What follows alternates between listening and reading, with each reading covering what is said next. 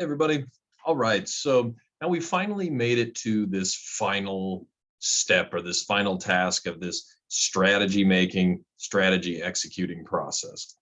By this point, we've talked about these four steps of the process that are really outcomes of this revised, well thought out, put together conceptual strategy.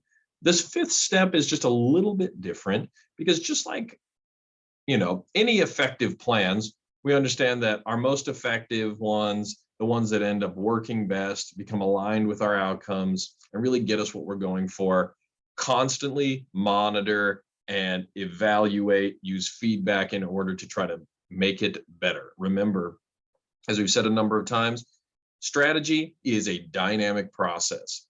Just because we find something is working doesn't guarantee us that it will work forever or even for a very long amount of time sometimes. So this is why once we go through that implementation and execution process for our strategy we talked about in our last video, now it's time for us to monitor, what those outcomes are like, evaluate how we did, see if that's in alignment with the way that we have defined success and those important outcomes for our organization. And then time for us to, initiate some adjustments. Based off of that, we might need to revise it as it says below in that yellow bar. And then that will lead back to any one of these four steps because revisions and adjustments might need to be made far earlier on in the process as we find. And if that's the case, it's going to have a cascading effect on how everything else works. We'll have to rethink everything that comes after those elements if we change something earlier on in this process. So let's talk a little bit about what this is like. So once we have thrown this strategy out in the world, we've decided it's actually time for it to cut its teeth, see how well it's going to do performance-wise. It's obviously always got to go back to a time to reevaluate and think about it once again, right? So this process really entails, trying to decide if we are going to continue on the way we have defined those first four steps of the process, or if we need to change something, right? So sometimes this looks like us looking at, what kind of method or approach did we use, and is it actually aligning with what we're hoping to accomplish here? Something need to be improved? What kind of feedback do we have that tells us that? What kind of metrics did we collect over time? How did we monitor that development, and how do we evaluate it? We just need to plain and simply determine whether or not we need to adjust and reevaluate our approach. We have to do this constantly with a strategy because as we understand from these, veins of change management, all these different elements about, business that we know change is ever present. It is unlikely that things are going to stay constant and persistent enough that like something we determined at one point will always work for us. We've even seen the largest, juggernaut organizations in the world fall because they have not adequately done things like this, right? They're not ready to adjust to the changing of the times, and therefore they end up basically digging their own grave. So this critical last step is not a complicated one. It's just one of these where we say, hey, should we be staying the course? Do we need to fine tune something? Do we need to do a major overhaul and rethink everything? Do we need to go back to reevaluating who we are and what we're here to do? Well, a firm's direction, objectives, strategy, and operating methods have to constantly be revisited, okay? Any single time that an external or an internal circumstance changes or warrants change over time, these types of revisions have to be expected. It is not something we need to bemoan and say like, oh, I wish we would have done it better, then we wouldn't have to be doing this. No, absolutely not. Even the absolute best strategies, they have to be revisited constantly to make sure that what makes them great is something that will continue, because that is the point of crafting a good, effective strategy. Now, it's worth it just for us to touch on this idea of the role of the board of directors in this final step. The board of directors, as we see in lots of companies, they're essentially here to make sure that what we're doing aligns with what we're trying to accomplish, and they try to, act in the best interest of anybody who's a shareholder or stakeholder in the organization. So what role do they really play in this final process? Right?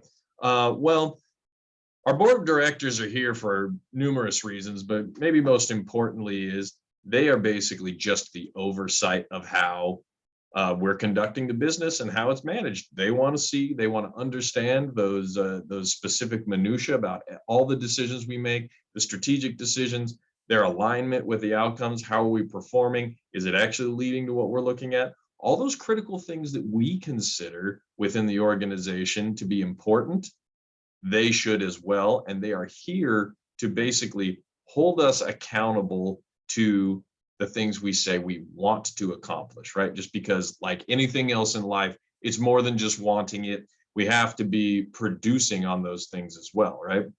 We have to be delivery-driven organizations. So they're going to be here to make sure that our management processes are essentially effectively promoting all the things that are in the best interest of the shareholders, right?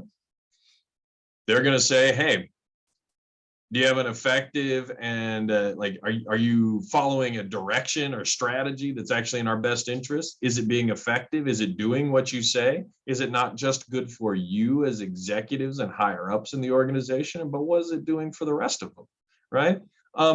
They want to continually reevaluate those of us who might be at those higher levels of an organization and say, do they really have what it takes to continue carrying us into the future? Do they need to develop new skills? What are they doing, right?